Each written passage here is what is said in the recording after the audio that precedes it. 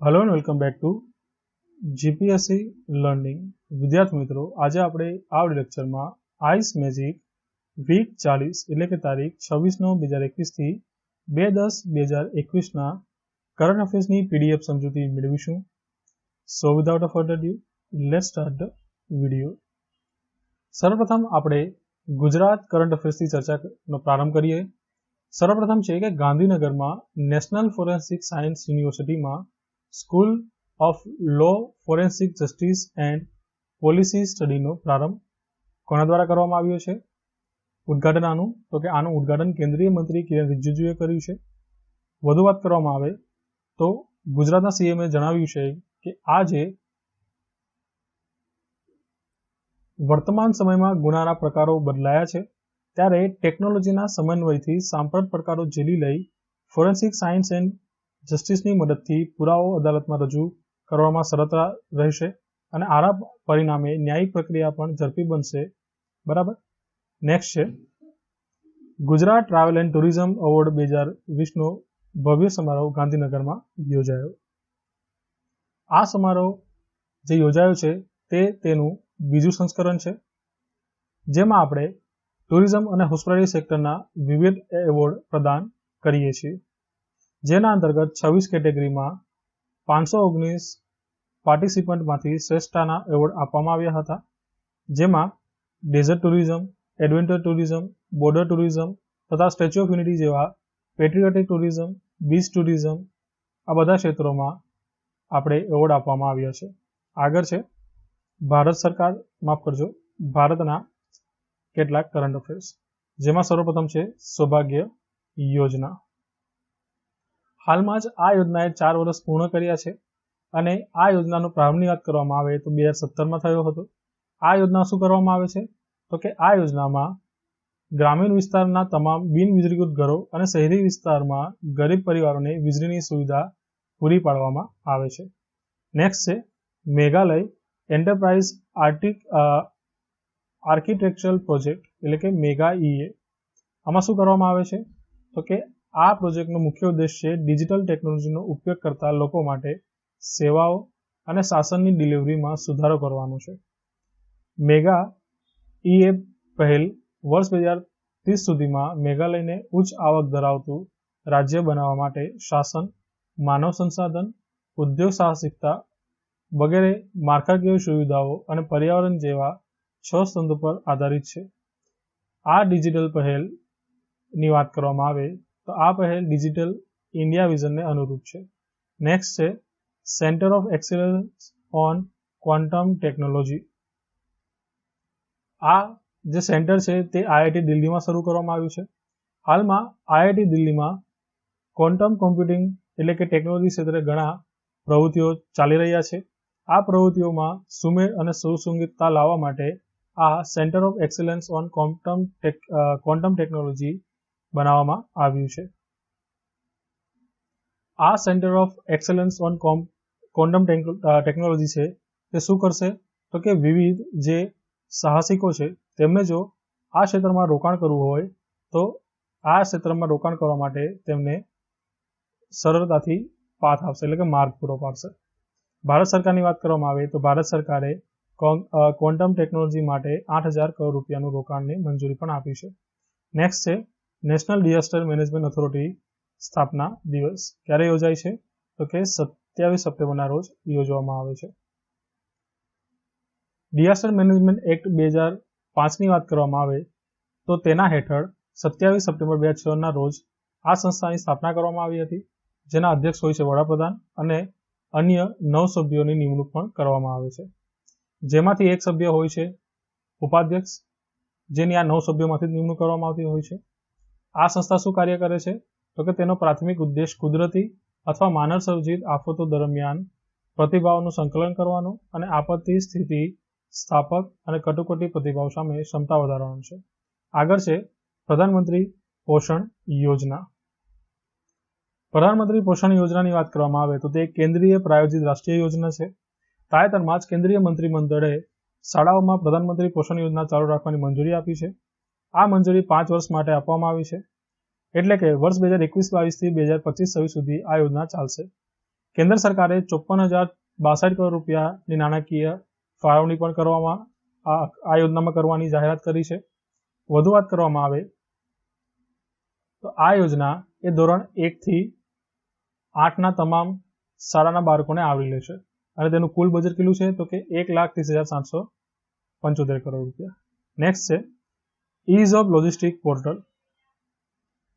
Is of logistic પોર્ટલની વાત કરવામાં આવે તો તાજેતરમાં જ federation of India export organisation દ્વારા આયોજિત કોમર્સ વીક એવોર્ડ સેરેમની દરમિયાન કેન્દ્રીય વાણિજ્ય અને ઉદ્યોગ મંત્રી શ્રી પિયુષ ગોયલે આ પોર્ટલને લોન્ચ કર્યું છે.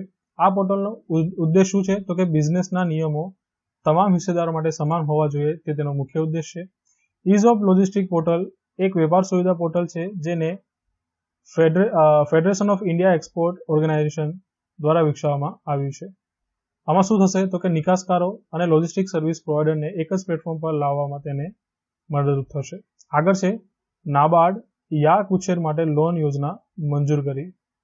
હવે આ યોજના શું થશે તો કે આ યોજનામાં યાક ઉછેર કરનારા પશુપાલકો માટે તેમની આજીવિકાને મજબૂત કરવા માટે લોન આપવામાં આવશે. આ યોજના અરુણાચલ પ્રદેશના પશ્ચિમ કામેક જિલ્લાના દિરિંગ ખાતે સ્થિત national research centre on yak દ્વારા વિકસાવવામાં આવી છે. NRCY ભારતીય કૃષિ સંશોધન હેઠળ કાર્ય કરે છે. યાક હિમાલયના પ્રદેશમાં સૌથી મૂલ્યવાન પ્રાણી છે. પછી છે શ્રી શિવાજી ગણેશન. તો તાજેતરમાં જ ગૂગલે સ્વર્ગસ્થ અભિનેતા શ્રી શિવાજી ગણેશનની 93મી જન્મજયંતિ પર ડૂડલ આપી શ્રદ્ધાંજલિ અર્પી હતી. આ તારીખની વાત કરવામાં આવે તો 1 ઓક્ટોબર 2021ના રોજ આ તારીખ હતી. શ્રી શિવાજી ગણેશનની વાત કરવામાં આવે તો તેઓ દક્ષિણ ભારતીય સિનેમાના પ્રખ્યાત અભિનેતા હતા. તેમના જન્મની વાત કરવામાં આવે તો 1 ઓક્ટોબર 1928ના રોજ મદ્રાસ પ્રેસિડેન્સીના વિલ્લુપુરમ ખાતે થયો હતો. તેઓએ 1945માં શ્રી શિવાજી કાંડા હિન્દુ રાજ્યમ નામના નાટકમાં મરાઠા શાસક શ્રી છત્રપતિ શિવાજી મહારાજનું પાત્ર ભજવ્યું હતું. આગળ છે વિશ્વ. હવે તાજેતરમાં જ ચીને ભારતની અગ્નિ 5 મિસાઇલ પ્રોજેક્ટ પર સવાલ ઉઠાવ્યા હતા. અગ્નિ 5ની વાત કરવામાં આવે તો તે ભારતની બેલિસ્ટિક મિસાઇલ છે.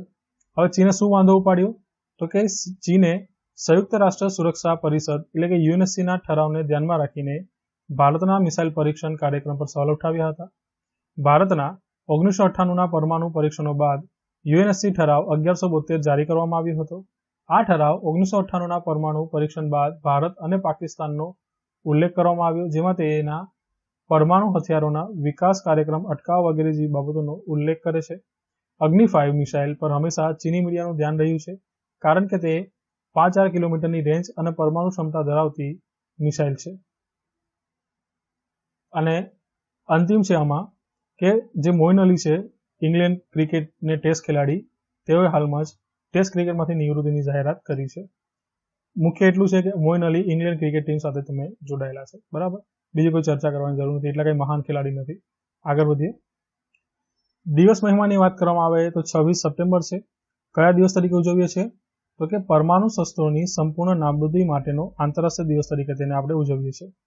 આ દિવસ ઉજવવાની શરૂઆત વર્ષ 2014થી થઈ હતી અને ઉજવવા માટેની માન્યતા ડિસેમ્બર 2013માં આપવામાં આવી હતી. આ દિવસ કેમ ઉજવવામાં આવે છે તો કે તેનો મુખ્ય ઉદ્દેશ છે પરમાણુ શસ્ત્રોની મહાવિનાશક અને ભયાવહ અસરથી માનવજાતિને બચાવવા માટે તે દિવસની ઉજવણી કરવામાં આવે છે, બરાબર. પછી છે આસામની જુડીમાં વાઇન રાઇસને જીઆઈ ટેગ. હવે આ પૂર્વોત્તર ભારતના જે રાજ્યો છે તેમાં જીઆઈ ટેગ મેળવનારું પ્રથમ આલ્કોહોલ પીણું બન્યું છે. જુડીમાની વાત કરવામાં આવે તો આસામની દિમાસા આદિજાતિ દ્વારા ચીકણા ચોખામાંથી ઘરે બનાવવામાં આવતી પરંપરાગત વાઇન છે. હવે ચીકણા ચોખાને આપણે તેમને લોકલ લેંગ્વેજમાં શું કહે છે તો કે ગ્લુટિનસ ચોખા. હવે આ ગ્લુટિનસ ચોખા છે તે સ્ટીકી રાઈસ હોય છે. એમાં શું કરવામાં આવે તો કે પરંપરાગત ઔષધિઓ ઉમેરવામાં આવે અને પછી તેમાંથી એક મીઠા ટેસ્ટ ધરાવતો વાઇન બનાવવામાં આવે છે. આ વાઇન બનાવતા કેટલો ટાઈમ લાગે છે તો કે અઠવાડિયા જેટલો સમય લાગે છે, પરંતુ આ વાઇન લાંબા સમય સુધી સંગ્રહિત કરી શકાય છે. હવે જુડીમાં જે વાઇન રાઇસ છે તેને જીઆઈ ટેગ આપવા માટે એક સંસ્થા જવાબદાર છે અને આ સંસ્થાનું નામ છે youth association four development and empowerment એટલે કે યાદે. આ યાદમે 2018માં વૈશ્વિક માન્યતા મળે તેના માટે જીઆઈ ટેગ માટે અરજી કરી હતી. જીઆઈ ટેગની વાત કરવામાં આવે તો ભૌગોલિક સંકેતોની નોંધણી 10 વર્ષના સમયગાળા માટે કરવામાં આવે છે. તેના માટે સરકારે એક અધિનિયમ પસાર કર્યો છે. તેનું નામ છે geographical indication of goods registration and protection act 1999. તેના દ્વારા આ જીઆઈ ટેગને આપણે નિયંત્રિત કરીએ છીએ. આ જે અધિનિયમ છે તેનો અમલ 2003થી થયો છે. જીઆઈ ટેગના અમલ બાદ સર્વપ્રથમ જીઓગ્રાફિક ઇન્ડિકેશન મેળવનારું પ્રોડક્ટ કયું હતું તો કે પશ્ચિમ બંગાળની દાર્જિલિંગ ચા અને ગુજરાતની વાત કરવામાં આવે તો સંખેડા ફર્નિચર. હવે જીઆઈ ટેગમાં શું આપવામાં આવે છે તો કે એક વિશિષ્ટ ઓળખ ધરાવતી પ્રોડક્ટને એક ચિહ્ન આપવામાં આવે છે. આ ચિહ્ન ચોક્કસ વિસ્તારમાં ઉત્પન્ન થતી અથવા બનાવવામાં આવતી પરંપરાગત ઉચ્ચ ગુણવત્તા ધરાવતી અને પ્રતિષ્ઠિત પ્રોડક્ટને આપવામાં આવે છે. આગળ વધીએ તો દિવસ મહિમામાં છે 27 સપ્ટેમ્બર. શું છે તો કે વિશ્વ પ્રવાસન દિવસ. આ દિવસ છે તે દર વર્ષે 27 સપ્ટેમ્બરના રોજ ઉજવણી કરવામાં આવે છે. યુનાઇટેડ નેશનના વર્લ્ડ ટુરિઝમ ઓર્ગેનાઇઝેશન છે તેને સર્વપ્રથમ 1980માં આ દિવસની ઉજવણીનો પ્રારંભ કર્યો હતો. આ વર્ષની થીમ શું છે તો કે ટુરિઝમ ફોર ઇન્ક્લુસિવ ગ્રોથ છે. શાના માટે મહત્વનું છે તો કે UNWTO અનુસાર સમગ્ર વિશ્વમાં પ્રવાસન દ્વારા 10% નોકરીનું સર્જન થાય છે માટે આ દિવસની ઉજવણી કરવામાં આવે છે. નેક્સ્ટ છે ભારત અમેરિકા દ્વિપક્ષીય બેઠક. હાલમાં જ અમેરિકામાં નરેન્દ્રભાઈ મોદી અને રાષ્ટ્રપતિ શ્રી જો બાઇડન વચ્ચે દ્વિપક્ષીય બેઠક યોજાઈ. આ બંને વચ્ચે આ સર્વપ્રથમ બેઠક હતી.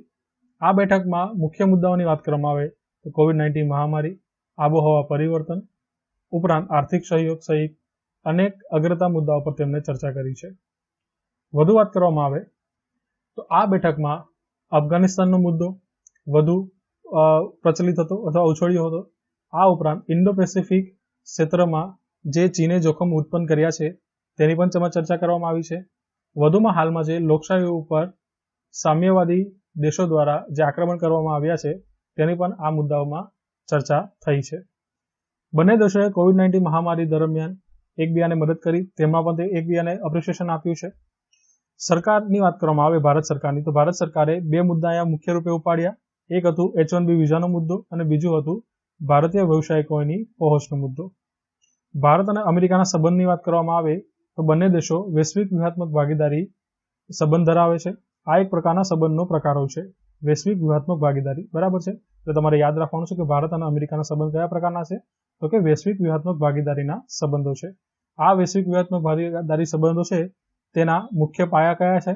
એક તો લોકશાહી થયું અને લોકશાહીના મૂલ્યો, પછી દ્વિપક્ષીય પ્રાદેશિક અને વૈશ્વિક હિતોની જે મુદ્દાઓ છે તેના ઉપર બંને દેશો પોતાનું સ્ટેન્ડ એકરૂપ રાખશે, તે પણ એક તેના પાયાનો ભાગ છે. પરંતુ ભારત અને અમેરિકાના જે સંબંધો છે એ હંમેશાથી પોઝિટિવ નહોતા, એ નેગેટિવમાં જતા રહ્યા. ક્યારે તો કે 1998માં ભારતે પોખરણ 2 કર્યું. હવે પોખરણ 2 શું હતું તો કે પોખરણ 2 હતું ને એક ન્યુક્લિયર પરીક્ષણ હતું. આ પરીક્ષણના કારણે USA 1998માં ભારત ઉપર સેન્કશન્સ લાગી દીધા. આ સેન્કશન લગાવ્યા ને તેના કારણે ભારત અને અમેરિકાના સંબંધ બગડ્યા. પરંતુ ત્યારબાદ 10 વર્ષ પછી એટલે કે ઓક્ટોબર 2008માં બંને દેશો વચ્ચે એક દ્વિપક્ષીય નાગરિક પરમાણુ સહકાર કરાર પર સ્વાક્ષર કરવામાં આવ્યા. જેની બાદ ભારત અને અમેરિકાના સંબંધો સુધર્યા અને આ સેન્કશન હતા એને USA ભારત ઉપર ઓછા કરી દીધા. હવે આ જે હસ્તાક્ષર થયા બરાબર આપણે પરમાણુ સહકાર કાર્યક્રમ ઉપર, તેના પછી શું ભારતને લાભ થયા તેની વાત કરી લઈએ. તો સર્વપ્રથમ PACE એટલે કે પાર્ટનરશિપ ટુ એડવાન્સ ક્લીન ઉર્જા હેઠળ એક પ્રાથમિક પહેલના રૂપમાં અમેરિકા ઉર્જા વિભાગ અને ભારત સરકારે સંયુક્ત ક્લીન ઉર્જા સંશોધન અને વિકાસ કેન્દ્ર એટલે કે JCERDC ની સ્થાપના કરી. તેમાં શું હોય છે તો કે તે ભારત અને અમેરિકાના વૈજ્ઞાનિકો દ્વારા ક્લીન ઉર્જા નવીનતાને પ્રોત્સાહન આપવા માટે રચાયેલ છે. એટલે આ પાપા પગલી તરીકે પહેલું પગલું આ હતું 2008 કરાર બાદ. પછી ભારત માટે એક સરસ એવી કામગીરી એ થઈ કે 2015માં બંને દેશોએ દિલ્હી ડિક્લેરેશન ઓફ ફ્રેન્ડશિપની જાહેરાત કરી, જેમાં શું હતું તો કે તેમાં એશિયા પ્રશાંત એટલે કે ઇન્ડો પેસિફિક અને હિન્દ મહાસાગર ક્ષેત્ર માટે સંયુક્ત દ્રષ્ટિ અપનાવી. સંયુક્ત દ્રષ્ટિ એટલે શું કે જે ભારતનો સ્ટેન્ડ હોય તે યુએસએનો સ્ટેન્ડ હોય, એટલે ભારતને કઈ અસર થતી હોય તો તે અમેરિકાને અસર થાય, બરાબર. એટલે એકબીજાને તેઓ સપોર્ટ કરવાનું કર્યું, બરાબર. આ શેના દ્વારા તો કે દિલ્હી ડિક્લેરેશન ઓફ ફ્રેન્ડશિપની જાહેરાત દ્વારા. પછી વર્ષ 2021માં લીડર્સ ક્લાઇમેટ સમિટ યોજાઈ, જેમાં Bharat America clean energy agenda 2030ની શરૂઆત કરવામાં આવી. પ્લસમાં આ બધા સિવાય પણ ભારત અમેરિકા વર્ષોથી મહત્વના સંરક્ષણ કરાર કર્યા છે, જેમ કે કોમકાસા, બેકા, આ બધા કરારો ભારતે અમેરિકા સાથે કર્યા છે, એ તમારે ધ્યાનમાં હોવું જોઈએ. પ્લસમાં ભારત એ અમેરિકા સાથે એક ઔપચારિક જોડાણ પણ કર્યું છે, અને આ કયું છે તો કે ક્વાડ. ક્વાડમાં કેટલા દેશો છે તો કે ભારત, યુએસ, જાપાન અને ઓસ્ટ્રેલિયા, બરાબર. ભારત અને અમેરિકાના સંબંધોની ગહેરાઈ એટલે કે ડીપનેસ તમે એ રીતે બી જાણી શકો કે અમેરિકા ભારતનો બીજો સૌથી મોટો વેપાર ભાગીદાર છે. ભારતના માલ અને સેવાઓની નિકાસ એ મુખ્ય સ્તર તરીકે પણ તેને જોઈ શકાય છે. આ ઉપરાંત ભારત અને અમેરિકા વચ્ચે યુદ્ધ અભ્યાસ યોજાય છે દ્વિપક્ષીય. તેમાં કયું છે તો કે ટાઈગર ટ્રાયમ્પ છે, રેડ ફ્લેગ છે, વજ્રપહાર છે. આ બધા શું છે તો કે ભારત અને અમેરિકા વચ્ચેના યોજાતા યુદ્ધ અભ્યાસો છે. નેક્સ્ટ ટોપિકની વાત કરીએ તો ભારતીય મહિલા ઓલરાઉન્ડર શું નામ છે તો કે ઝુલન ગોસ્વામી. આમને શું કર્યું તો કે આંતરરાષ્ટ્રીય ક્રિકેટ જે તેમની કારકિર્દી છે તેમાં તેઓએ 600 વિકેટ પૂરી કરવાનો વિક્રમ સર્જ્યો છે. આ 600 વિકેટો તેઓ વન ડે ઇન્ટરનેશનલ, T20 અને ટેસ્ટ આ ત્રણમાં સંયુક્ત રીતે મેળવ્યા છે 600 વિકેટ. તેઓ ભારતીય મહિલા ક્રિકેટ ટીમના ભૂતપૂર્વ કેપ્ટન પણ છે, અને તેમના જન્મની વાત કરવામાં આવે તો 25 નવેમ્બર 1982ના રોજ પશ્ચિમ બંગાળના નાદિયા જિલ્લાના ચકદામાં થયો હતો. હાલમાં તેઓ જે બોલરોની રેન્કિંગ હોય છે તેમાં બીજા નંબરે છે આઈસીસીની વુમેન્સ રેન્કિંગમાં.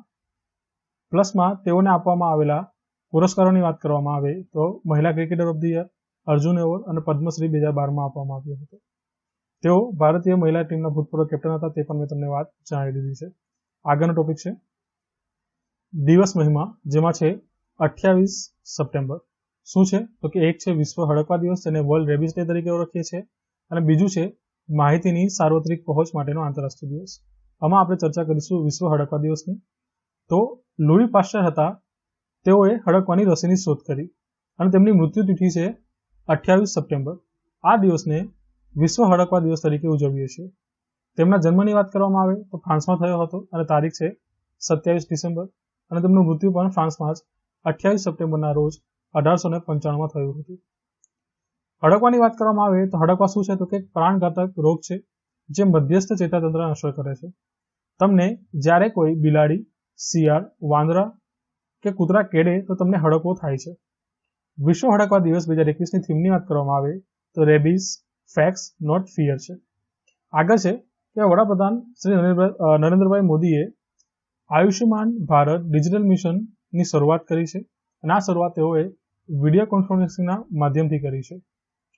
આયુષ્યમાન ભારત પ્રધાનમંત્રી જન આરોગ્ય યોજના છે, તેના હાલમાં જ 3 વર્ષ પૂર્ણ થયા છે, અને આ 3 વર્ષની જે પૂર્ણ થવાની યાદગીરી છે એટલે કે ત્રીજી વર્ષગાંઠ નિમિત્તે નેશનલ હેલ્થ ઓથોરિટી દ્વારા આ પહેલનો દેશવ્યાપી રોલઆઉટ કરવામાં આવ્યો છે. આયુષ્યમાન ભારતની વાત કરવામાં આવે તો તે ભારતની એક મુખ્ય યોજના છે જે યુનિવર્સલ હેલ્થ કવરેજના વિઝનને હાંસલ કરવા માટે રાષ્ટ્રીય આરોગ્ય નીતિ 2017ની ભલામણ મુજબ શરૂ કરવામાં આવી હતી. આ મિશનને આપણે નેશનલ ડિજિટલ હેલ્થ મિશન તરીકે પણ ઓળખીએ છીએ. ડિજિટલ હેલ્થ મિશનમાં શું હોય છે તો કે એમાં એક યુનિક ડિજિટલ હેલ્થ આઈડી આપવામાં આવે છે, અને આ આઈડીમાં વ્યક્તિના તમામ આરોગ્ય રેકોર્ડ હોય છે. આના માટેની જાહેરાત છે એ વડાપ્રધાને 15 ઓગસ્ટ 2020ના રોજ લાલ કિલ્લા પરથી કરી હતી, અને આ એક પાયલટ પ્રોજેક્ટ તરીકે શરૂઆત કરવામાં આવશે. હવે આ જે નેશનલ ડિજિટલ હેલ્થ મિશન છે તેનો પાયલટ પ્રોજેક્ટ હાલમાં પ્રથમ તબક્કામાં 6 કેન્દ્રશાસિત પ્રદેશોમાં ચાલી રહ્યો છે. આયુષ્યમાન ભારત જે ડિજિટલ હેલ્થ મિશન છે તેના 3 કોમ્પોનન્ટ છે. પ્રથમ કોમ્પોનન્ટ કયો છે તો કે હેલ્થ આઈડી. હેલ્થ આઈડીમાં મેં વાત કરી ગયો તેમ તમને શું આપવામાં આવે તો કે આઈડી આપવામાં આવે. આઈડીમાં શું હોય છે કે તમારો ટોટલી ડિજિટલ ડેટા હોય છે. તેમાં તમને કયા ડોક્ટરે તમે કઈ દવા આપી, કયા ડોક્ટરે શું આપ્યું, કયા ડોક્ટર પછી અપોઇન્ટમેન્ટ તમારી બીજી કઈ છે, એ બધો ડેટા આમાં શું હોય છે હેલ્થ આઈડીમાં. અને હેલ્થ આઈડી જે છે એ કયું છે તો કે મફત અને સ્વૈચ્છિક આઈડી છે, બરાબર છે. તે તમારે મફતમાં મળશે અને સ્વૈચ્છિક રીતે મળશે, બરાબર. હવે સરકારને આનો શું ફાયદો થાય તો કે આ આરોગ્યનો જે ડેટા છે તેનું વિશ્લેષણ કરે, એટલે કે એનાલિસિસ કરે, અને આ એનાલિસિસ બાદ સરકારને જે વિવિધ કાર્યક્રમો છે તેનું વધુ સારું આયોજન, તેના બજેટ ફાળવણી અને તેનું અમલીકરણ કઈ રીતે કરવું ને તેનો શું કહેવાય ખ્યાલ આવે છે. પછી બીજો કમ્પોનન્ટ છે શું કહેવાય આયુષ્યમાન ભારત ડિજિટલ મિશનનો બીજો કમ્પોનન્ટ શું છે તો કે એ છે આરોગ્ય સંભાળ સુવિધાઓ અને વ્યાવસાયિક રજિસ્ટ્રી. હવે વ્યવસાયિક રજિસ્ટ્રી એટલે તમારું કંઈ કામ નથી, આમાં કામ કોનું છે તો કે ડોક્ટર્સનું અને જે વ્યવસાયિકો છે મેડિકલના તેનું. હવે આ મિશનનો અન્ય ઘટક એટલે કમ્પોનન્ટ છે કે જેમાં બે વસ્તુ હોય છે. એક કઈ થઈ તો કે એચપીઆર. એચપીઆરમાં શું છે તો કે હેલ્થ કેર પ્રોફેશનલ રજિસ્ટ્રી છે, અને બીજું છે એચએફઆર. એમાં શું હોય છે તો કે health care facility register. Professional એટલે ડોક્ટર થઈ ગયા, નર્સિસ થઈ ગયા, તેની વાત કરી. અને ફેસિલિટીમાં તો કે ડોક્ટર જે દવાખાનામાં શું કહેવાય વિવિધ જાતના ટેસ્ટ થાય છે કે નથી થતા, બરાબર. આ બંને વસ્તુ શેમાં ઉપયોગ કરીએ છીએ આપણે તો કે કમ્પોનન્ટ છે કનું તો કે આયુષ્યમાન ભારત ડિજિટલ મિશનનું. આ બંને એમાં આપણે ઉપયોગ લેવાના છે. હવે આ જે સેકન્ડ કમ્પોનન્ટ છે આરોગ્ય સંભાળ સુવિધાઓ અને વ્યવસાયિક રજિસ્ટ્રી, એમાં આપણે મેડિકલ પ્રોફેશનલ્સ અને હેલ્થ ઇન્ફ્રાસ્ટ્રક્ચર સુધીની સરળ ઇલેક્ટ્રોનિક એક્સેસની મંજૂરી મળે છે. તમારે ઇલેક્ટ્રોનિકલી જોવું હોય કે ભાઈ મારે આ વસ્તુ જોવી છે અથવા આ વસ્તુની મારે શું કહેવાય ઉપયોગમાં લેવી છે, તો મારે જો કદાચ મને રોગ થયો તો કે પ્રોફેશનલ કોણ છે એના માટેની મને સંપૂર્ણ માહિતી ક્યાં મળશે તો કે હેલ્થ કેર પ્રોફેશનલ રજિસ્ટ્રીમાં. હવે મારે એમ જોયું કે મારે એમઆરઆઈ કરાવવું છે, હવે એના માટેની મારે જોવું છે કે મારે આ ફેસિલિટી ક્યાં મળશે, તો એના માટે તમારે ક્યાં જવાનું તો કે હેલ્થ કેર ફેસિલિટી રજિસ્ટરમાં, બરાબર. હવે વધુમાં અહીંયા ડીપમાં શું આપ્યું છે તો કે એચપીઆર વિશે વાત કરી છે અને અહીંયા એચએફઆર વાત કરી છે. તો એચપીઆર સારવારની આધુનિક પરંપરાગત દવા પદ્ધતિમાં આરોગ્ય સંભાળ પૂરી પાડનાર તમામ હેલ્થ કેર પ્રોફેશનલનું વ્યાપક ડિજિટલ ભંડાર હશે, બરાબર. અને એચએફઆર શું હશે તો કે આ ડેટાબેઝમાં દેશની તમામ આરોગ્ય સુવિધાનો રેકોર્ડ હશે. મેં જે તમને વાત કરી એમ જ તમને અહીંયા મળી જશે. પછી ત્રીજો કમ્પોનન્ટ કયો છે તો કે સેન્ડબોક્સ છે. હવે સેન્ડબોક્સ શું કામ કરશે ખબર છે કે હવે આપણે ઇન્ફ્રાસ્ટ્રક્ચર બનાવી નાખ્યું. હવે આ ઇન્ફ્રાસ્ટ્રક્ચર સરકાર તો બધું ના કરી શકે, તો આ બધા સરકાર બધું ના કરી શકે તેના માટે શું જોઈએ તો કે ખાનગી પ્લેયરો જોઈએ. તો જો ખાનગી પ્લેયરને આ મિશન સાથે જોડાવવું હોય તો આ સેન્ડબોક્સ તેને ઇઝીલી એક્સેસ આપશે. આટલું જ આમાં કહેવામાં આવ્યું છે, બરાબર. અને આ જે મિશન છે તેની અમલીકરણ એજન્સી કોણ હશે તો કે એનએ છે, એટલે કે નેશનલ હેલ્થ ઓથોરિટી. અને આ કયા મંત્રાલય હેઠળ આવે છે તો કે આરોગ્ય અને પરિવાર કલ્યાણ મંત્રાલય હેઠળ આવે છે. આ મિશનનું મહત્વ ટૂંકી રીતે આપ્યું છે કે આ મિશન ડોક્ટરો અને હોસ્પિટલો તથા હેલ્થ કેર પ્રોવાઇડર્સ માટે વ્યવસાયમાં સરળતાની ખાતરી કરશે. આગળ વધીએ. નેક્સ્ટ ટોપિક છે સંયુક્ત રાષ્ટ્ર મહાસભામાં વડાપ્રધાન શ્રી નરેન્દ્રભાઈ મોદીનું સંબોધન. આ સંબોધન તેમને યુએનજીએની 76ના સત્રમાં આપ્યું. હવે આ બધું છે ને બહુ ઉપયોગી નથી. થીમ તમે જોઈ શકો છો પણ થીમ પણ બહુ મોટી છે. શું છે કોવિડ-19 માંથી સ્વસ્થ થવાની આશા દ્વારા સ્થિતિસ્થાપક વલણ બનાવવું વગેરે વગેરે વગેરે. તો આ બધી વસ્તુ ઇમ્પોર્ટન્ટ નથી. આમાં એક વસ્તુ ઇમ્પોર્ટન્ટ એ છે કે તેમણે આ સ્પીચ દરમિયાન એક ઠરાવનું પાલન કરવાનું અફઘાનિસ્તાનને કહ્યું. આ ઠરાવનું નામ શું છે તો કે 2593. હવે આ ઠરાવ છે ને એ શું કહે છે તો કે તેમાં જણાવવામાં આવ્યું છે કે અફઘાન ભૂમિનો આતંકવાદ પ્રવૃત્તિ માટે ઉપયોગ ન થાય તે માટે તમામ દેશોએ ધ્યાન રાખવાની જરૂર છે તેવું સૂચન કોને કર્યું તો કે પીએમએ યુએનજીએની 76મી સભા જે સંબોધિત એ વખતે, બરાબર છે. હવે આ જે ઠરાવ છે ને 2593 એમાં શું છે શું અનુપાલન કરવાનું છે તાલિબાને તો કે અફઘાનિસ્તાન છોડવા ઈચ્છતા લોકો માટે સલામત માર્ગની સગવડ કરવા, માનવતાવાદી સહાય દેશમાં પ્રવેશવા દેવા, મહિલાઓ અને બાળકો સહિતના માનવ અધિકારોને જાળવી રાખવા અને સમાવિષ્ટ અને વાટાઘાટ વાળા રાજકીય સમાધાન સુધી પહોંચવા માટેનું કહેવામાં આવ્યું છે આ ઠરાવ 2593. હવે પરીક્ષામાં તમને એમ પૂછી લે કે યુનાઇટેડ નેશનનો 2593 ઠરાવ કયા દેશને સંબંધિત છે તો કે અફઘાનિસ્તાનને, અને તેમાં શું શું જોગવાઈ છે તો કે આપણે ચર્ચા કરી ગયા તેમ. હવે આમાં છે ને એક વસ્તુ આપણે જોઈ લઈએ કે યુએનજી એટલે કે સંયુક્ત રાષ્ટ્ર મહાસભા, કેમ કે હમણાં બહુ જ શું કહેવાય ચર્ચામાં હતી, બરાબર. તો તેના 6 અંગો છે, તેના 6 મહત્વપૂર્ણ અંગો છે. કોના તો કે સંયુક્ત રાષ્ટ્ર મહાસભાના, બરાબર. અને આ 6 અંગો કયા કયા છે તો કે એક છે સુરક્ષા પરિષદ, બીજું છે સચિવાલય, પછી છે આર્થિક અને સામાજિક પરિષદ, ચોથું છે સામાન્ય સભા, પાંચમું છે ટ્રસ્ટીશિપ કાઉન્સિલ અને છઠ્ઠું છે આંતરરાષ્ટ્રીય ન્યાયાલય, બરાબર. હવે આજે 76મો સભ્ય યોજાયો યુનાઇટેડ નેશન મહાસભાનો.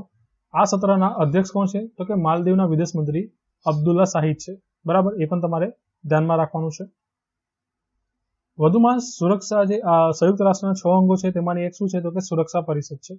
હવે સુરક્ષા પરિષદ છે ને તેમાં હાલમાં જ ભારત 8મી વખત ચૂંટાયું છે, પણ કયા સભ્ય તરીકે તો કે અસ્થાયી સભ્ય તરીકે.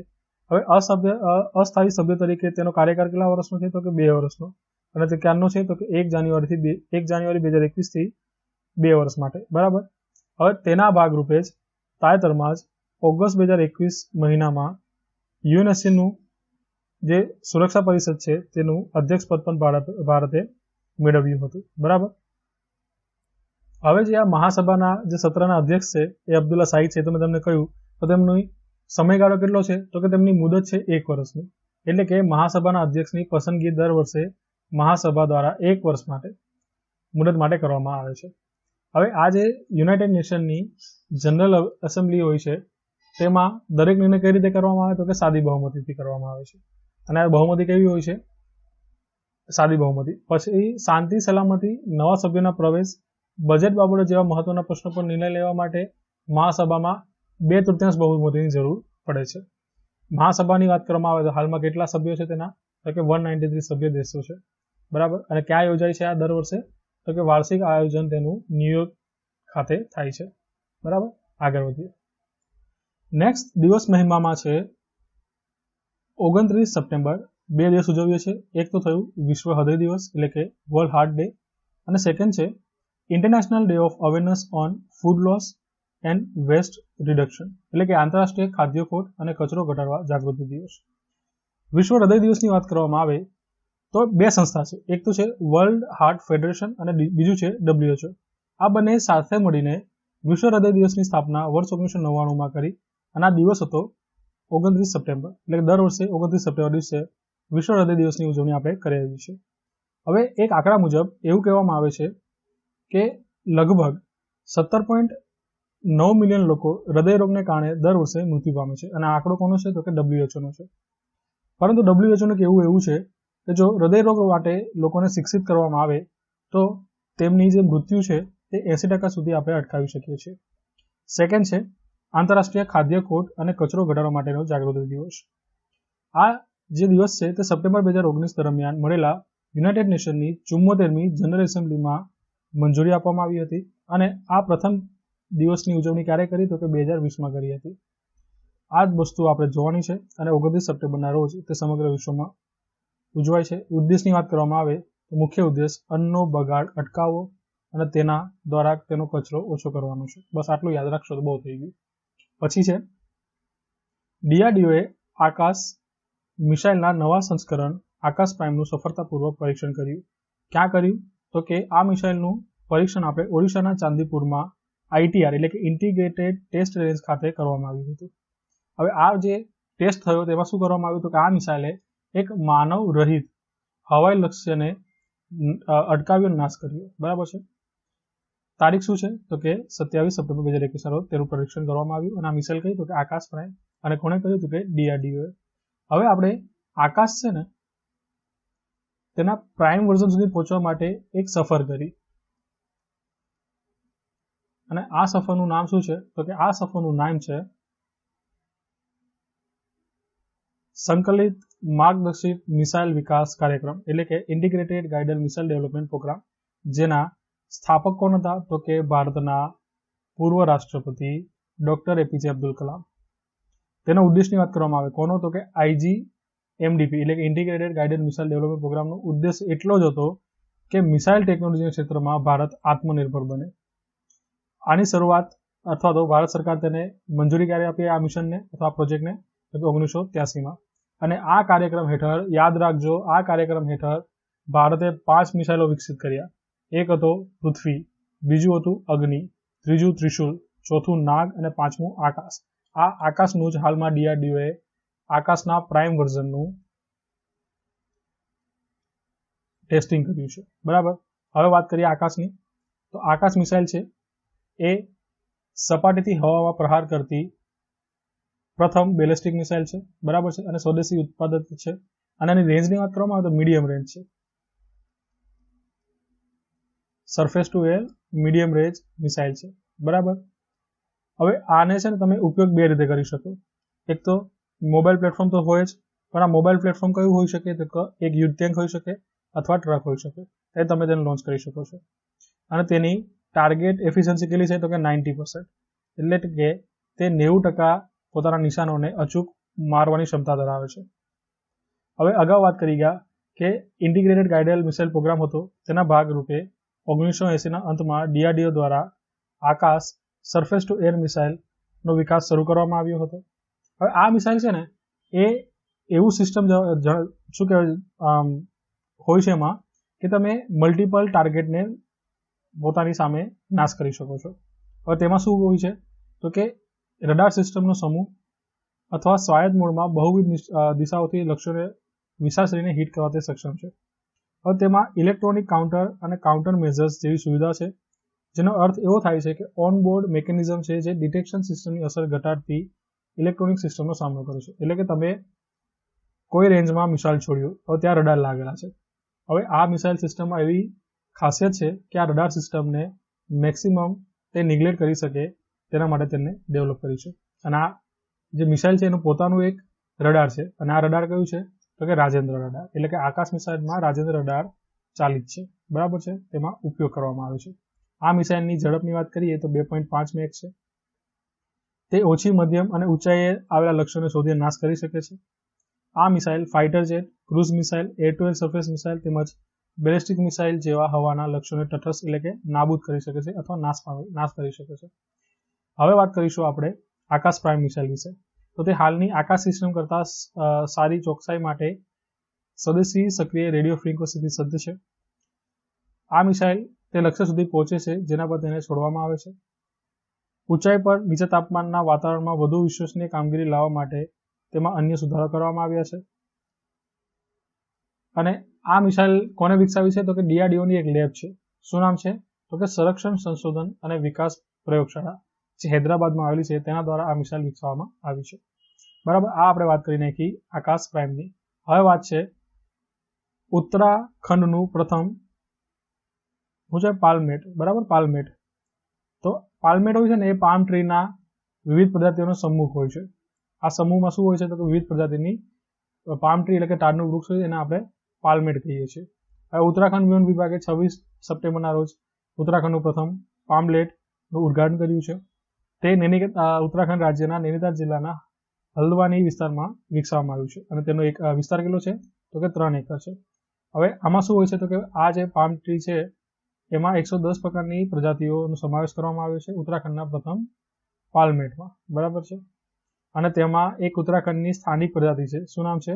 તો કે તાકીલ પામ, જેને આપણે ઇંગ્લિશમાં ટ્રેચીકાર્પસ તકીલ કહે છે, તે પણ ત્યાં તમને જોવા મળશે. બરાબર, આ રીતનું કંઈક પામ ટ્રીનું તે લોકોએ પામ ટેમ, કન્ફ્યુઝિંગ વર્ડ છે પામ ટેમ, તે તમે જોઈ શકો છો. આગળ વધીએ. આગળ દિવસ મહિનામાં છે તારીખ 30 સપ્ટેમ્બર.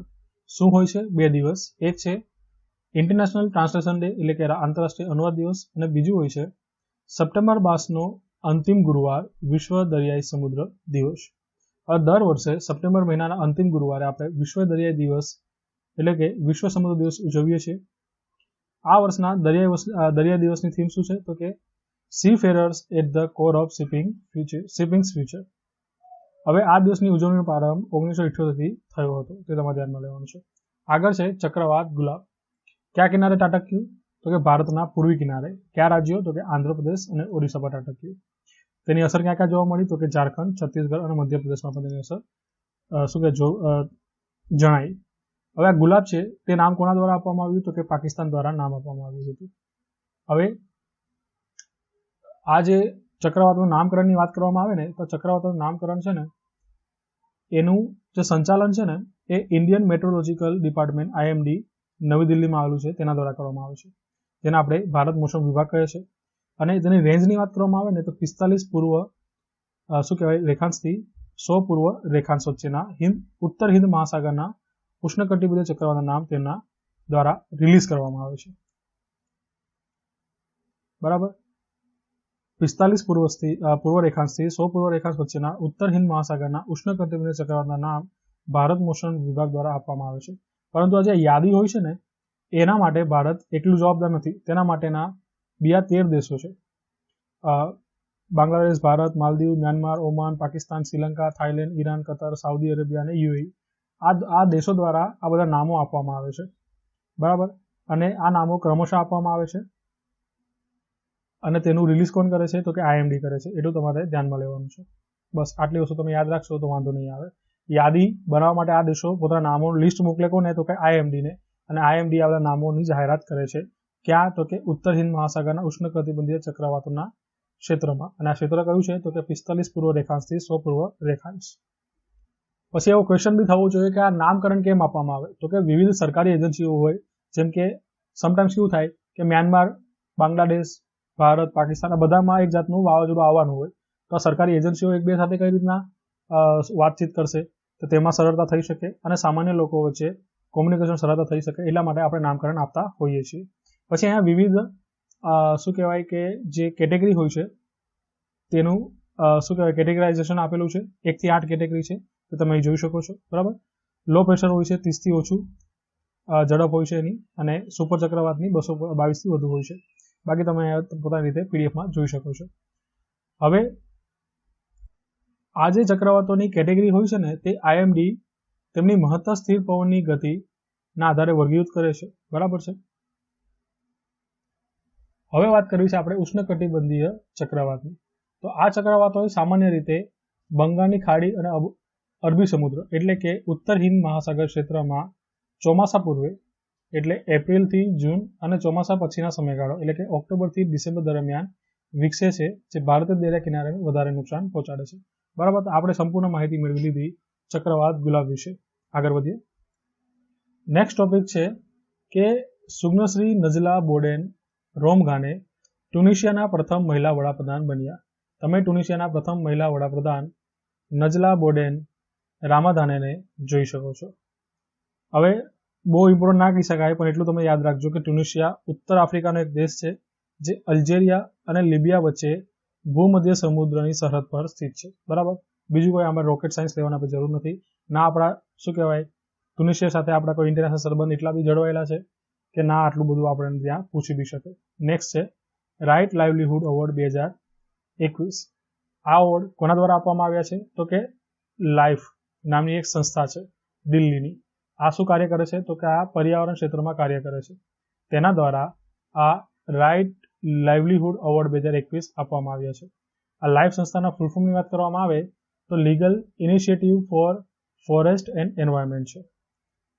આ એવોર્ડ જે છે આ શું કરે છે? એ એવા લોકોને આપવામાં આવે કે જે વૈશ્વિક સમસ્યાઓને હલ કરે છે. આની શરૂઆત કોના દ્વારા કરવામાં આવી? તો ઓલે વોન યુઝફુલ દ્વારા, બરાબર. રાઇટ લાઇવલીહુડ એવોર્ડની સ્થાપના ઓલે વોન યુઝફુલ દ્વારા કરવામાં આવી છે. અને હાલનો રાઇટ લાઇવલીહુડ એવોર્ડ 2021 એ લાઈફ કે જે દિલ્હી સ્થિત પર્યાવરણ સંસ્થા છે, ઉપરાંત કેમરૂનના મહિલા અધિકાર કાર્યકર્તા સુગ્નશ્રી માર્થે વાન્ડો, રશિયાના પર્યાવરણ કાર્યકર શ્રી વ્લાદિમીર સ્લીવ્યાપક અને કેનેડિયન સ્વદેશી અધિકારના રક્ષક શ્રી ફેડા હ્યુસનને આપવામાં આવ્યું છે. એટલે કે 4 જણાને આ એવોર્ડ આપવામાં આવ્યો છે. હવે આ એવોર્ડ અંતર્ગત શું આપવામાં આવે છે? તો કે 1 મિલિયન સ્વીડિશ ક્રાઉન રોકડ આપવામાં આવે છે પુરસ્કાર તરીકે. અને સ્ટોકહોમ ખાતે એક રાઇટ લાઇવલીહુડની જ્યુરી બનાવવામાં આવે છે, અને આ જ્યુરી દ્વારા જ આ એવોર્ડની જાહેરાત કરવામાં આવે છે. આ એવોર્ડને સ્વીડનનો વૈકલ્પિક નોબેલ પુરસ્કાર તરીકે પણ ઓળખવામાં આવે છે. હવે લાઈફ જે સંસ્થા છે તેની સ્થાપના એક વકીલ હતા ઋત્વિક દત્તા અને રાહુલ, આ બંને દ્વારા 2005માં કરવામાં આવી હતી. અને તે શું કરે છે? તો કે ભારતના સૌથી મહત્વપૂર્ણ પર્યાવરણીય ખતરાઓનો સામે તેઓ લડી રહ્યા છે. આ ઉપરાંત જે રાઇટ લાઇવલીહુડ એવોર્ડ છે એ આ તમને શું આ લાઈફ સંસ્થાના જોવો છો રાહુલ અને ઋત્વિકને તમે જોઈ શકો છો. બાકીના 3 જે વિજેતા છે તમે અહીંયા જોઈ શકો છો. આગળ વધીએ. આગળ છે દિવસ મહિમામાં 1 ઓક્ટોબર 2 દિવસ ઉજવાય છે. એક છે International Day of older person અને સેકન્ડ છે વર્લ્ડ વેજીટેરિયન ડે. એક છે આંતરરાષ્ટ્રીય વૃદ્ધ દિવસ અને બીજું છે વિશ્વ શાકાહાર દિન. આંતરરાષ્ટ્રીય વૃદ્ધ દિવસ છે 1 ઓક્ટોબરના રોજ ઉજવણી કરવામાં આવે છે. અને એમાં શું કરવામાં આવે છે? તો કે વૃદ્ધ લોકો સાથે થતા અન્યાયનો અંત લાવવાના ઉદ્દેશથી આ દિવસની ઉજવણી કરવામાં આવે છે. આ વર્ષની થીમની વાત કરવામાં આવે તો digital equity for all ages છે. હવે તાજેતરમાં જ સરકારે શું કર્યું છે? તો કે એક ઓનલાઈન રોજગાર વિનિમય પ્લેટફોર્મ રજૂ કર્યું છે. તેમાં શું કરવામાં આવે છે તો કે વરિષ્ઠ નાગરિકોને રોજગારી પૂરી પાડવામાં આવે છે અને આ પ્લેટફોર્મ શરૂ કર્યું તેને નામ શું આપવામાં આવ્યું તો કે સેક્રેડ પોર્ટલ. એમાં શું કરવામાં આવશે તો કે 60 વર્ષથી વધુ ઉંમરના નાગરિકો આ પોર્ટલ પર નોંધણી કરાવી શકે છે અને રોજગાર તથા કામની તકો માટે અરજી કરી શકે છે.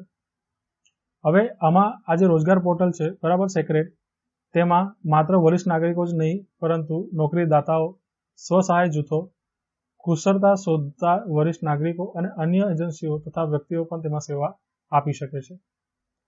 આ પોર્ટલને જે ભલામણો છે તે એક અહેવાલના આધારે આપવામાં આવી હતી અને એના આધારે આ શું કહેવાય પોર્ટલ બનાવવામાં આવ્યું હતું. આ ભલામણ કોના દ્વારા આપવામાં આવી તો કે સિનિયર સિટીઝન માટે સ્ટાર્ટઅપ પર સશક્ત નિષ્ણાત સમિતિ એ આ અહેવાલ આપ્યો અને એની ભલામણના આધારે આ પોર્ટલ સેક્રેડ લોન્ચ કરવામાં આવ્યું.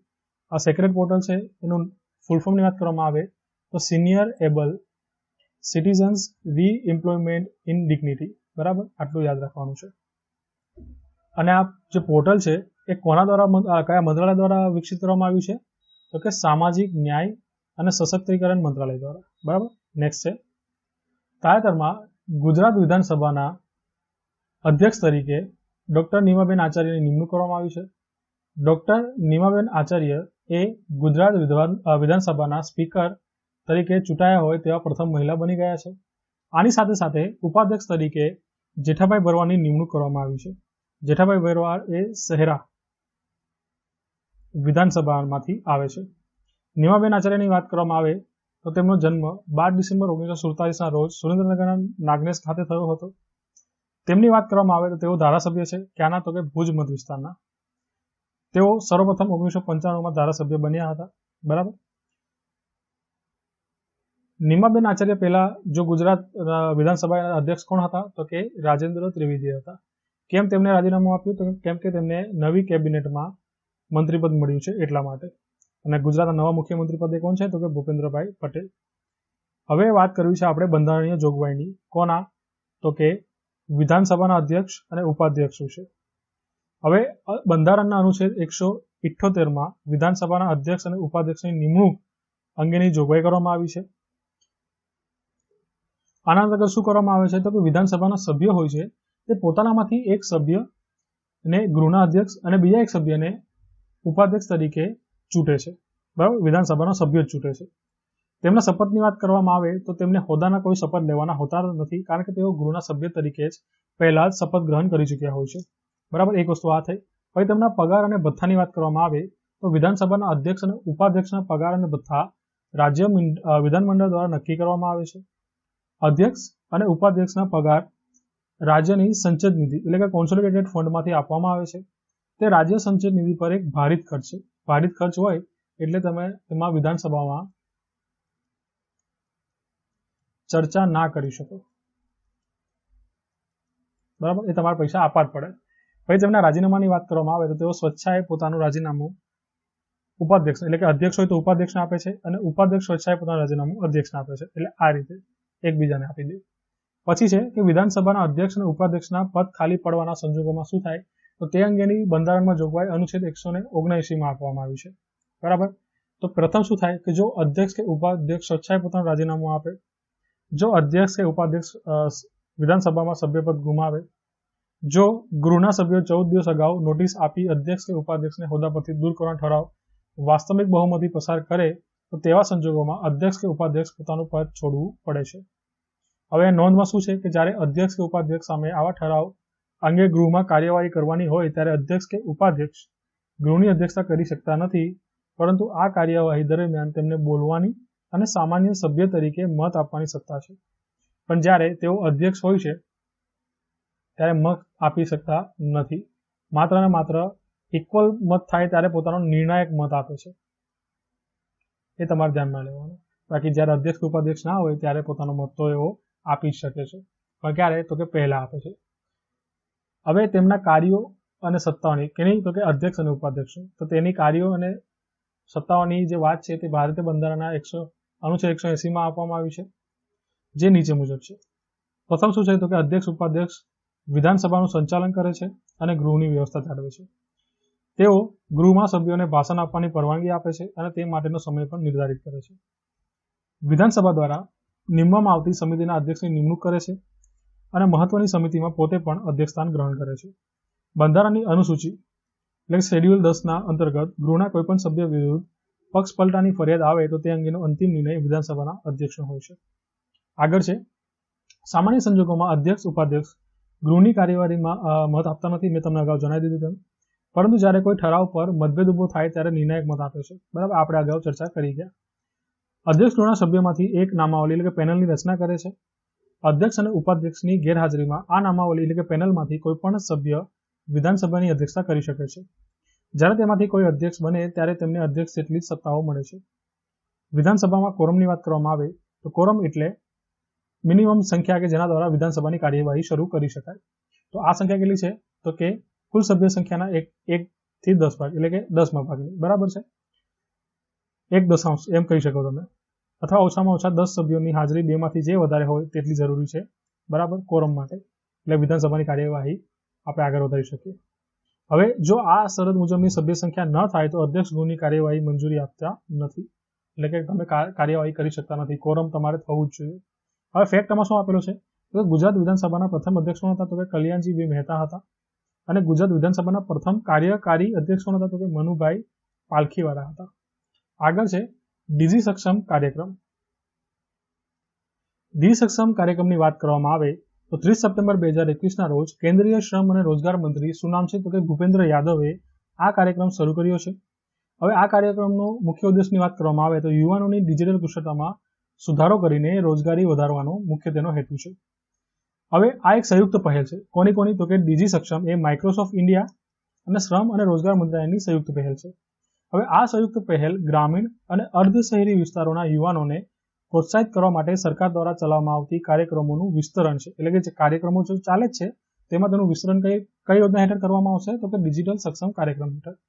હવે ડીજી સક્ષમ કાર્યક્રમ વિશે વાત કરીએ તો આ પહેલ દ્વારા પ્રથમ વર્ષમાં એટલે કે ફર્સ્ટ યરમાં 3 લાખથી વધુ યુવાનોને પ્રથમ મૂળભૂત કુશળતા સાથે અદ્યતન કોમ્પ્યુટિંગ સહિત ડિજિટલ કુશળતાની મફત તાલીમ આપવામાં આવશે. એટલે કે મફત તાલીમ આપવામાં આવશે કોમ્પ્યુટિંગ માટે. તો તમારે કોમ્પ્યુટર શીખવું હોય તો તમને મફત તાલીમ આપવામાં આવશે. કયા કાર્યક્રમ હેઠળ? તો કે ડીજી સક્ષમ કાર્યક્રમ હેઠળ. આ તાલીમ કાર્યક્રમ એ નેશનલ કરિયર સર્વિસ NCS દ્વારા પોર્ટલ દ્વારા મેળવી શકાશે. આ પહેલ વંચિત સમુદાયો સંબંધિત અર્ધ શહેરી વિસ્તારોમાંથી નોકરી શોધનારાઓને પ્રાથમિકતા આપવામાં આવશે, જેમાં COVID-19 મહામારીને કારણે નોકરી ગુમાવનારાઓનો પણ સમાવેશ થાય છે. અર્ધ શહેરી એટલે કે ટાઉન, ના મોટું સિટી હોય ના મેગા સિટી હોય, ટાઉનની વાત કરવામાં આવી છે. હવે આ કાર્યક્રમ છે એ Aga Khan rural support programme India દ્વારા ક્ષેત્રમાં લાગુ કરવામાં આવશે. આ પહેલ અંતર્ગત JavaScript, data visualisation, power BI, HTML, advance Excel, software development fundamentals, programming language, કોડિંગનો પરિચય વગેરે ક્ષેત્રોમાં તાલીમ આપવામાં આવશે. આગળનો ટોપિક છે દિવસ મહિમા. 2 ઓક્ટોબર 2 મહાનુભાવોની જન્મજયંતિ ઉજવીએ છીએ. એક છે મહાત્મા ગાંધી વિશ્વ અહિંસા દિવસ અને બીજું છે શ્રી લાલ બહાદુર શાસ્ત્રી જન્મદિવસ. બંનેનો જન્મ 2 ઓક્ટોબરના રોજ થયો હતો. તેમાં સર્વપ્રથમ આપણે લાલ બહાદુર શાસ્ત્રીની વાત કરવામાં આવે તો તેઓ ભારતના બીજા વડાપ્રધાન હતા. તેઓ ભારતના બીજા વડાપ્રધાન 9 જૂન 1964 થી 11 જાન્યુઆરી 1966 દરમિયાન રહ્યા હતા. તેમનો જન્મ 2 ઓક્ટોબર 1904ના રોજ યુપીમાં મુગલસરાય ખાતે થયો હતો. તેઓએ જય જવાન જય કિસાનનો નારો આપ્યો હતો. તેઓ બસ કંડક્ટરના પદથી ભારતના પ્રથમ મહિલાને નિયુક્ત કરીને નવો ચીલો ચિતર્યો. એટલે કે ભારતમાં બસ કંડક્ટર તરીકે પ્રથમવાર મહિલા તરીકે કોની નિયુક્તિ કોને કરી હતી? તો કે લાલ બહાદુર શાસ્ત્રીએ કરી હતી. તેમણે લાઠીચાર્જની જગ્યાએ પાણીનું જે છંટકાવ છે તે પણ શરૂ કરાવ્યો હતો. પણ એ ક્યારે કરાવ્યું હતું તેમને? તો કે ગૃહ વિભાગના મંત્રી હતા ત્યારે કરાવ્યું હતું. તેમના સમયગાળ દરમિયાન 1965માં ભારતે પાકિસ્તાનને યુદ્ધમાં પરાજય આપ્યો હતો. 11 જાન્યુઆરી 1966ના રોજ ઉઝબેકિસ્તાનની રાજધાની તાશ્કંદ ખાતે લાલ બહાદુર શાસ્ત્રી અને પાકિસ્તાનના રાષ્ટ્રપતિ અયુબ ખાન વચ્ચે કરાર થયા હતા અને તેમાં હસ્તાક્ષર કરવામાં આવ્યો હતો, જેને આપણે તાશ્કંદ કરાર તરીકે ઓળખીએ છીએ. અને આ જ દિવસે એટલે કે 11 જાન્યુઆરી 1966ની રાત્રે તાશ્કંદ ખાતે જ તેમનું હાર્ટ એટેકથી મૃત્યુ થયું હતું. નવી દિલ્હી ખાતે તેમની સમાધિ સ્થળ આવેલું છે, જેને આપણે વિજયઘાટ તરીકે ઓળખીએ છીએ. અને વર્ષ 1966માં તેમને મરણોપરાંત એટલે કે પ્રથમ એવો વ્યક્તિ બન્યા હતા કે જેમને મૃત્યુ બાદ ભારત રત્ન આપવામાં આવ્યો હોય. બરાબર, તેનાથી તેમને સન્માન કરવામાં આવ્યું હતું. પછી છે બીજું મહાત્મા ગાંધીનો જન્મદિવસ, જેને આપણે વિશ્વ અહિંસા તરીકે ઉજવીએ છીએ. આ માટે સંયુક્ત રાષ્ટ્રએ 15 જૂન 2007ના રોજ મતદાન કર્યું હતું અને 2 ઓક્ટોબરને વિશ્વ અહિંસા દિવસ તરીકે મનાવવાની જે રજૂઆત છે તેને સહમતિ આપી હતી અને વર્ષ 2007થી જ 2 ઓક્ટોબરના રોજ આ દિવસની ઉજવણી કરવામાં આવે છે. સૌપ્રથમ જાન્યુઆરી 2004માં ઈરાનના નોબેલ પુરસ્કાર વિજેતા શ્રીમતી શિરીન ઇબાદીએ વિશ્વ અહિંસા દિવસની ઉજવણીનો વિચાર રજૂ કર્યો હતો. નવી દિલ્હી ખાતે તેમની સમાધિ સ્થળ આવેલી છે, જેને આપણે રાજઘાટ કહીએ છીએ. મહાત્મા ગાંધીના સમાધિ સ્થળ રાજઘાટ ઉપરાંત ગુજરાતમાં કચ્છ જિલ્લાના ગાંધીધામ આદિપુર ખાતે પણ એક સમાધિ આવેલી છે, જે ગાંધીજીની છે. હવે ગાંધીધામમાં આવેલી છે આ સમાધિ, એની વિશેષતા શું છે? તો કે ત્યાં ગાંધીજીના અસ્થિપુલ સાચવવામાં આવ્યા છે, માટે તે શું કહેવાય વિશેષ મહત્વ ધરાવે છે. હવે ગુજરાત કચ્છના જિલ્લા માંડવી તાલુકાના કોટડી અથવા તો મહાદેવપુરી ગામના 1948માં ગાંધીજીના નિધન બાદ ભારતના પ્રથમ ગાંધી મંદિરનું નિર્માણ થયું હતું. તે પણ તમારે અહીંયા યાદ રાખવાનું છે. હવે અહીંયા ગાંધીજી માટે કેટલીક પરીક્ષાલક્ષી માહિતી આપેલી છે, પરંતુ આપણે આની ચર્ચા અલગ વિડીયોમાં કરીશું. અહીંયા કરશું તો વિડીયોની સમય મર્યાદા વધી જશે. તમે અહીંયા જોઈ શકો છો, આટલી બધી માહિતી એક વિડીયો લેક્ચરમાં આપણે ના કરી શકીએ. આખું એક સબ્જેક્ટ જ કહેવાય મહાત્મા ગાંધી, તો બરાબર છે. મહાત્મા ગાંધીને સમજવા માટે તમારે એક આખો અલગ વિષય તરીકે તેમને સમજવા પડે, એટલે આટલી બધી માહિતી આપણે એક વિડીયોમાં કવર નહીં કરી શકીએ. વધીશું આગળના નેક્સ્ટ ટોપિક તરફ. નેક્સ્ટ ટોપિક છે ગ્રીન ટર્મ લોન. તાજેતરમાં એનટીપીસીની પેટા કંપની એનટીપીસી રિન્યુએબલ એનર્જી એ રાજસ્થાન અને ગુજરાતમાં સૌર પ્રોજેક્ટ સ્થાપવા માટે તેના પ્રથમ ગ્રીન ટર્મ લોન કરાર પર હસ્તાક્ષર કર્યા છે, જેના અંતર્ગત કચ્છમાં 4.75 ગીગાવોટનું ભારતનું સૌથી મોટું સિંગલ સ્થાનિક સૌર પાવર પ્લાન્ટ એટલે કે પાર્ક બનાવવામાં આવશે. એનટીપીસી નવીનીકરણીય ઉર્જા સ્ત્રોતની નોંધપાત્ર ક્ષમતાઓને જોડીને તેના ગ્રીન એનર્જી પોર્ટફોલિયોના નિર્માણ માટે વિવિધ પગલાં લઈ રહી છે. હવે ગ્રીન લોન વિશે વાત કરવામાં આવે તો ગ્રીન લોન એ ધિરાણનો એક પ્રકાર છે, એટલે કે લોનનો એક પ્રકાર છે, જે ચોક્કસ પર્યાવરણીય અસર ધરાવતા અથવા ગ્રીન પ્રોજેક્ટ્સને આપવામાં આવે છે. ગ્રીન લોનના ફાયદાની વાત કરવામાં આવે તો તેમાં કોર્પોરેટ મૂલ્ય વધારવામાં મદદ થાય છે. તે કોર્પોરેટ સોશિયલ રિસ્પોન્સિબિલિટી ગોલ પૂરા કરવામાં પણ મદદ કરે છે. ગ્રીન લોન આપીને ધિરાણકર્તાઓ પર્યાવરણીય લાભો મેળવી શકે છે, કે જે એક સ્થાયી સમાજના નિર્માણમાં ફાળો આપે છે, તેમજ તેમના પર ઉધાર અને વળતર પણ મેળવી શકે છે. ગ્રીન લોન અને ગ્રીન ડિપોઝિશનમાં વધારો થવાથી ગ્રીન લોન વિશે વ્યક્તિગત જાગૃતિ વધશે. ગ્રીન પ્રોજેક્ટને પ્રોત્સાહન આપવાથી ઉર્જા ખર્ચ ઘટાડી શકાય છે તથા ઉર્જા સુરક્ષાને મજબૂત પણ કરી શકાય છે. વિદ્યાર્થી મિત્રો, આ આપણે આઈસ પીડીએફ સમજૂતી મેળવી લીધી છે. ગાંધીજી માટે વિચારું છું કે એક અલગ વિડીયો બનાવું, પણ જોઉં છું સમયની મર્યાદા છે, એટલે આમાં એડ નથી કરી શકો. તમે ગાંધીજીનું જે વ્યક્તિગત જે આ બધો ડેટા આપેલો છે તમે જોઈ શકો છો. બરાબર, સરસ માહિતી આપેલી છે, તમને પરીક્ષામાં ક્યાંક ને ક્યાંક પૂછાઈ શકે છે. તો આપણે મળીએ આવતા વિડીયો લેક્ચરમાં. વિડીયો પસંદ પડ્યો હશે મળીએ. Keep learning. God bless you all.